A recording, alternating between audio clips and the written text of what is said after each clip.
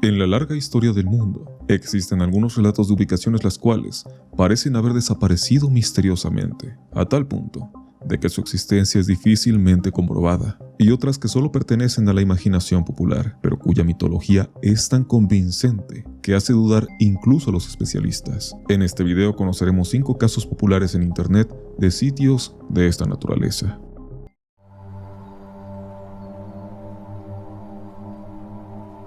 Se dice que en lo profundo de las montañas de la prefectura Aomori existió una aldea llamada Sugisawa, cuya existencia tuvo que ser eliminada de la memoria de la gente toda vez que ocurrió un suceso horrendo. Según la leyenda, el sitio que había estado habitado durante el periodo Showa, entre 1926 y 1989, en cierto día sin más, un habitante del pueblo enloqueció por completo y eliminó a todos y cada uno de los pobladores del lugar, para después quitarse la vida. El hecho, tan atroz como fue, no solo dejó al sitio desposeído de toda señal de vida, sino con rastros de una masacre tan sanguinaria e indeseable de recordar, que el gobierno local optó por simular su inexistencia, borrando todo rastro de los mapas locales, algo que fue especialmente fácil de lograr, gracias a la ubicación un tanto compleja de localizar desde un inicio. Como tal, se dice que en las pequeñas casas de Sugisawa era posible ver espesas manchas de sangre cubriendo cada rincón, y la naturaleza tan hórrida de los gritos de desesperación de las víctimas embrujaron el lugar de tal manera que cualquiera que ose acercarse será maldecido por los espíritus malignos que ahora habitan allí. Con respecto a la forma para llegar a Sugisawa, se mencionan algunas ideas dispersas, como que hay una puerta torii en la entrada, acompañada de una piedra con forma de calavera. Por principio, sería imposible llegar a Sugisawa, a menos que abandones el camino recto que se adentra más en las montañas. Una vez llegando, encontrarías un cartel con una advertencia que dice: puedes entrar, pero hazlo bajo tu propio riesgo. No hay garantía de que quienes entren sobrevivan. Incluso se menciona que algunos paseantes que han llegado a estar cerca de Sugisawa de forma accidental, pero sin adentrarse en el pueblo, han podido oír a lo lejos, pero con claridad, voces que simulan conversaciones y risas, algunos refiriéndolo incluso como si estuviese ocurriendo una festividad alegre, hasta que, después de un tiempo, estos se tornan en gritos angustiantes.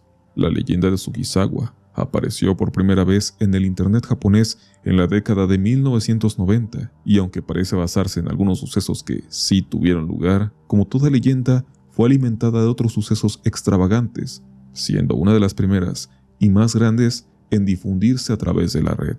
Su popularidad ha sido tan grande que incluso algunos programas de televisión dedicados a abordar misterios han hecho investigaciones con el fin de descubrir la verdad, abarcando todas las posibilidades más allá de la prefectura Aomori, siguiendo historias similares en todo Japón, pero sin encontrar el lugar. Estas emisiones han ayudado a alimentar el mito, y que en tiempos más recientes, usuarios de internet se aventuran en exploraciones urbanas tratando de llegar a Sugisawa.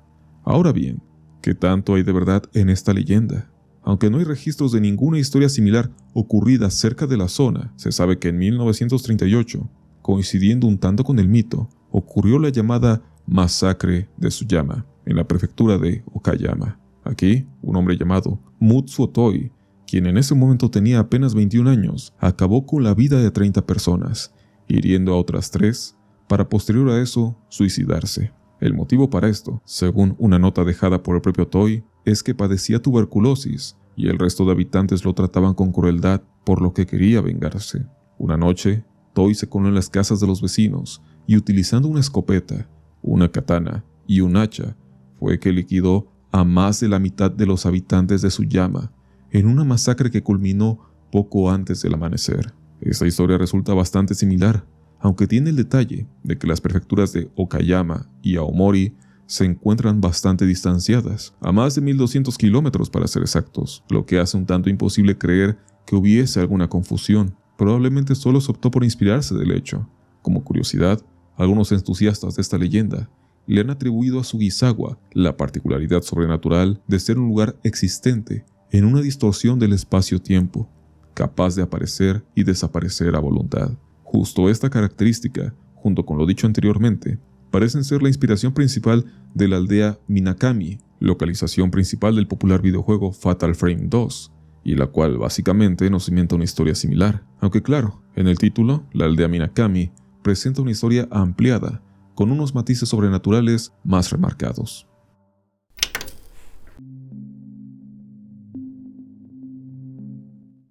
Rodeada de densa vegetación y carreteras rudimentarias, en una zona montañosa típica del paisaje brasileño, más precisamente en el estado de Goiás, se refiere la más que desconcertante existencia de Joer Verde. Esta era una aldea fundada en el siglo XIX, establecida por colonos que buscaban aprovechar las tierras fértiles de la región. Durante varias décadas, la comunidad creció lentamente pero de manera estable. Joer Verde era un sitio autosuficiente que contaba con una pequeña escuela, una iglesia y distintas tiendas que cubrían las necesidades de los locales. Era tal y como se esperaría de un sitio apartado, un lugar tranquilo, sin incidentes notables y el cual el paso del tiempo apenas brindaba algunos cambios. Incluso al paso de las generaciones, la vida tradicional era inalterable. Los habitantes, aunque no eran ricos, podían vivir decorosamente, y quienes visitaban la aldea siempre eran recibidos con hospitalidad por la gente dedicada a su trabajo. Sería válido decir que Joer Verde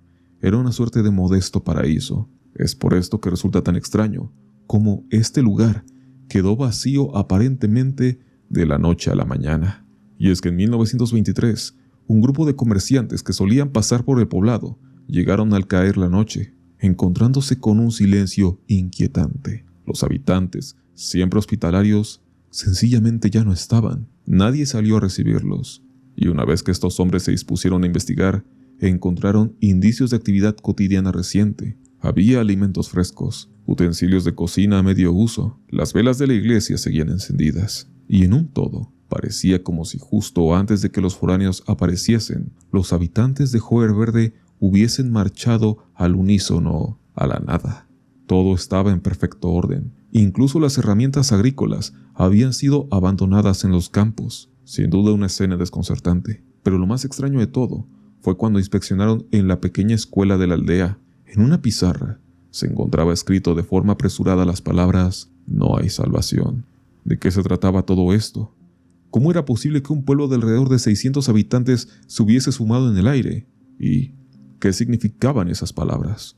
Pronto se inició una investigación de la mano de las autoridades y gente de pueblos aledaños. El consenso general era claro. En ningún momento parecía que algo malo estuviese ocurriendo. Los habitantes de Joer Verde nunca manifestaron estar sufriendo de algo o tener motivos para irse de su hogar. Lo más que se pudo hallar fue a los animales domésticos abandonados, algunos muertos de hambre y otros vagando por los alrededores, en evidente seña de haber sido dejados a toda prisa. Lo que sea que había ocurrido no estaba en planes de los aldeanos. Se revisaron los registros de trenes y autobuses, pero nada indicaba que un grupo grande de personas se hubiese trasladado fuera de la región. Pronto, la noticia de la desaparición de Joer Verde se dispersó por todo Brasil, levantando incertidumbre y forzando al gobierno a redoblar esfuerzos en la búsqueda de los pobladores.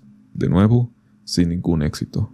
Las teorías sobre qué pudo ocurrir no tardaron en manifestarse, como podríamos esperar, algunas hablando de cosas tales como abducciones extraterrestres o fenómenos dimensionales. Sin embargo, la idea más aceptada es que quizá por alguna amenaza natural o conflicto político, acorde a lo vivido en aquellos tiempos en el país, los aldeanos de Joer Verde decidieran huir del lugar sin advertir a nadie, de forma organizada y metódica, aunque también se habla de que pudo ser el propio gobierno quien se encargó de desaparecer a la gente, aunque nadie de los pueblos vecinos reportó la llegada de fuerzas armadas o cualquier agrupación hostil antes de la desaparición. Después de meses, el gobierno de Brasil cerró el caso sin poder otorgar una respuesta. De aquí en adelante, al paso de las décadas y a más de 100 años del incidente, toda clase de especialistas han hecho sus propias indagaciones sobre este hecho, que sin duda es el misterio más llamativo de aquel país sudamericano. Sin embargo, de nuevo, no se pudo llegar a ninguna explicación concluyente.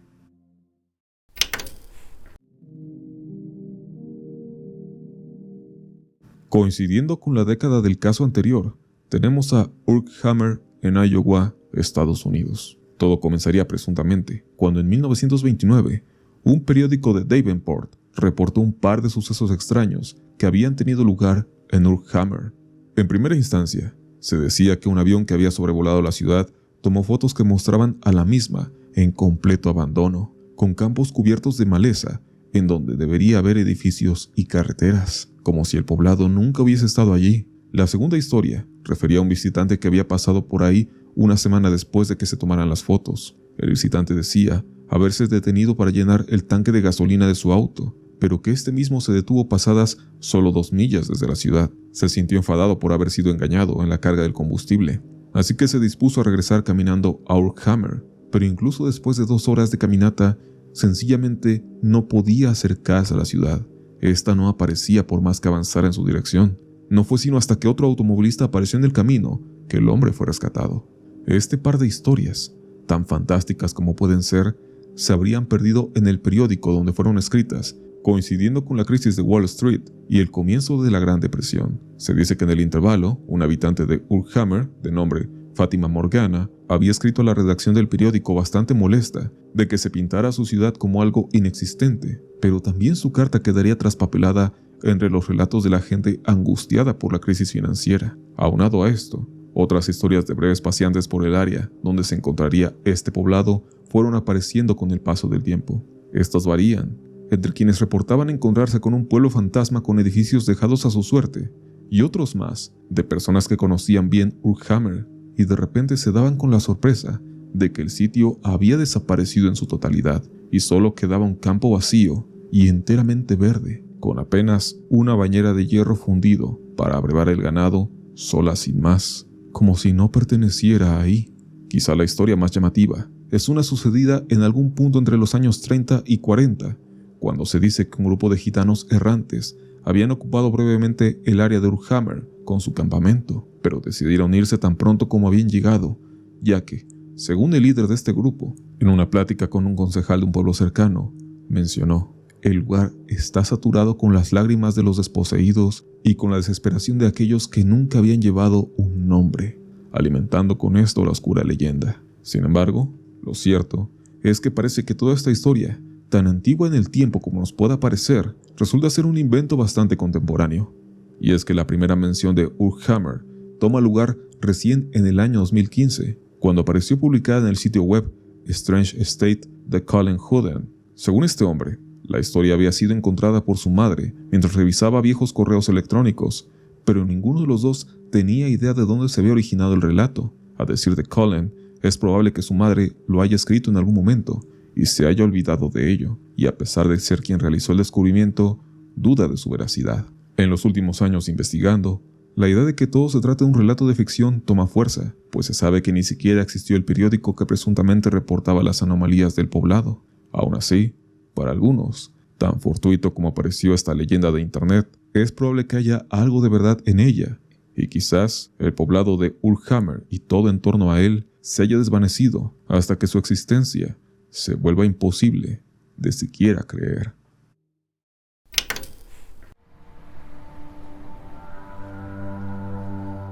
Continuando algunos años más adelante del último puesto, pero aún en Estados Unidos, tenemos el caso del poblado de Ashley, en Kansas, el cual probablemente sea el más fantasioso de todos los mencionados aquí, en tanto involucra cuestiones enteramente paranormales. El relato, que puedes encontrar en cualquier lugar de internet, menciona que, en algún punto, en la madrugada del 16 de agosto de 1952, la pequeña ciudad dejaría de existir, y es que, justo a las 3 horas con 28 minutos, un terremoto de magnitud 8.4 fue registrado por los dispositivos del Servicio Geológico de los Estados Unidos. El movimiento telúrico fue tan grande que se sintió en toda la Unión Americana, principalmente en la zona oeste. El epicentro de este fenómeno sería el propio poblado de Ashley, ubicado en el centro del estado de Kansas. Cuando los cuerpos de emergencia llegaron para auxiliar a esta comunidad agrícola, solo encontraron una grieta en el suelo, de la que salían llamaradas enormes.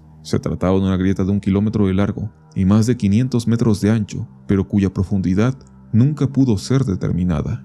Adelantando algunos días, por alguna razón el gobierno de Kansas cancelaría todos los esfuerzos por encontrar a los 679 habitantes del pueblo, dándolos oficialmente por muertos. Para el 30 de agosto, otro terremoto, esta vez de magnitud 7.5, será registrado teniendo nuevamente a Ashley como su epicentro, pero lo que encontraron en esta ocasión fue mucho más desconcertante. La grieta de apariencia infernal se había cerrado, pero esto lejos de cerrar el enigma, en realidad abrió la puerta a una investigación confusa.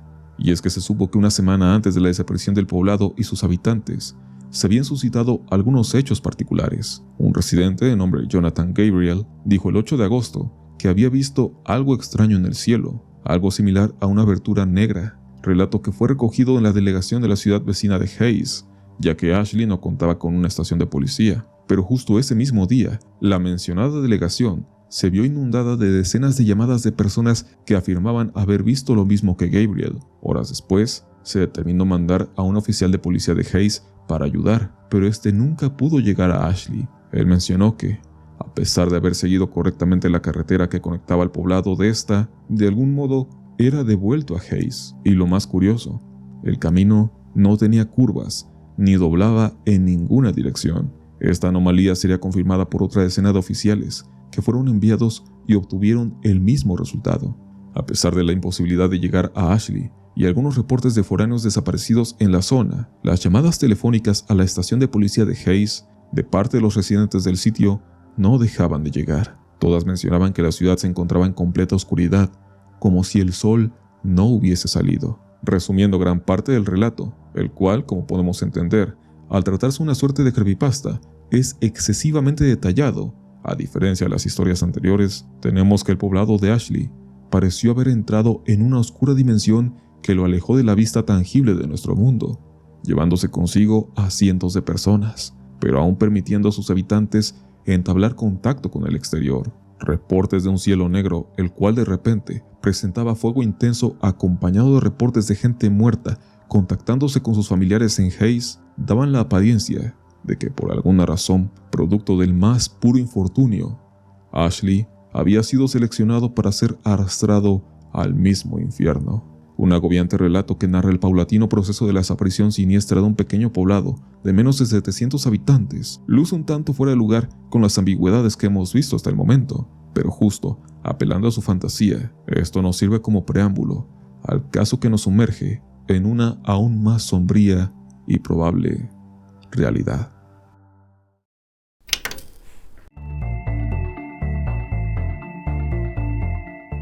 Una curiosa realidad de China es que desde inicios del nuevo milenio se ha reportado la desaparición de miles de pequeñas aldeas incorporadas a la nación. Gran parte de esto se debe a la rápida urbanización del país y la justa migración de muchos habitantes propios de las zonas rurales hacia las grandes urbes en busca de una mejor calidad de vida. Sin embargo, hay un caso ocurrido antes del cambio de siglo, el cual ha resultado de profundo interés en la mitología del Internet chino, al tratarse de un lugar que desapareció literalmente de la noche a la mañana.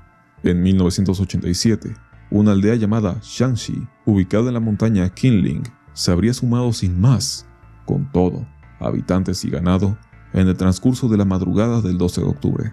El llamado incidente del leopardo nocturno es tan difuso y extraño que despierta toda clase de hipótesis, como la intervención de seres extraterrestres que se habrían llevado a los locales para realizar experimentos. Esto basado en la idea de que se habían visto ovnis una mañana anterior, lo cual hizo que las serpientes y otros animales huyeran a las montañas. Sin embargo, esta versión ni siquiera logra sostenerse por la falta de testigos, y tampoco responde por qué a esta desaparición se le dio el mote de leopardo nocturno. Parece que para esto hay una idea mucho más aterrizada a una escalofriante realidad. Según esto, los aldeanos fueron trasladados por militares durante la noche para dar paso a una operación clasificada, pero el cómo y a dónde fueron llevados también es confidencial, pues en un todo, esto fue un secreto de Estado. La raíz tras esta leyenda parece originarse en un suceso peculiar ocurrido en el año 2010, cuando un usuario de una red social propia de aquel país reportó algo extraño ocurriendo al pie de las montañas Qinling, algo similar a extrañas luces avistadas a la distancia. Sobre esta línea, la policía provincial, el ejército y gobiernos municipales de ciudades vecinas como Hangzhou, Hankang, Baoyi, Xi'an y Xiangluo negaron el relato de inmediato, y posterior a eso, se diría que las luces eran producto de focos LED ubicados en una plaza. Sobra decir que esta respuesta oficial no convenció a los internautas chinos, pues incluso los medios de noticias que abordaron someramente el asunto están afiliados al Estado. Por desgracia, dado el sabido control de la información que ocurre en China, muchos han desistido en su curiosidad, dejando el asunto del año 2010 como algo censurado y que solo es abordado como una operación militar de alto secreto. De ahí, el llegar a la idea del poblado desaparecido en 1987 probablemente solo sea una deformación del suceso, a modo de aprovecharlo para la elaboración de una leyenda. En un todo, el asunto, incluso el más reciente, parecen una respuesta a la necesidad de creer que, aun en medio de una época donde somos rastreados continuamente, aún es posible desaparecer sin más. Revisando un poco más a fondo en páginas y blogs de aquel país, se habla de cómo, a mediados de la década de 1980, China llevó a cabo diversas campañas para acabar con la pobreza, explorando la posibilidad de reubicar a la gente, llevándolas a zonas conurbadas y asignándoles algo de dinero para mantenerse y, de ser posible, empezar desde cero. No obstante, tratándose de un periodo tan gris como los años 80, la idea de que el ejército interviniese con motivos extraños también coquetea con el pensamiento de algunos internautas, y es que resulta curioso saber cómo hay varios casos de supuestos ovnis ocurriendo en las zonas rurales chinas, los cuales, a decir de algunos escépticos, son meras excusas para ocultar operaciones militares y acallar rumores, dejándolo todo en fantasías alienígenas posibles de desacreditar. Pero es que incluso el caso del poblado en las montañas de Qingling nos plantearía una operación logística considerable para haberse llevado incluso a los animales de los aldeanos. Aún así, ya sea como mito o teoría conspirativa, se trata de algo sin duda alucinante. Es así como llegamos al final del video. Le mando saludos a quienes dejaron sus supergracias en el video anterior, los cuales son Zero, Cristian Fernando Shakur y César Manuel. Si quieres aparecer al final del próximo, simplemente deja una pequeña contribución. Muchas gracias por ver. Espero que te haya gustado. Nos vemos en la siguiente para seguir conociendo las cosas más extrañas que este mundo tiene para contar. Mi nombre es Yoshimitsu. Sayonara.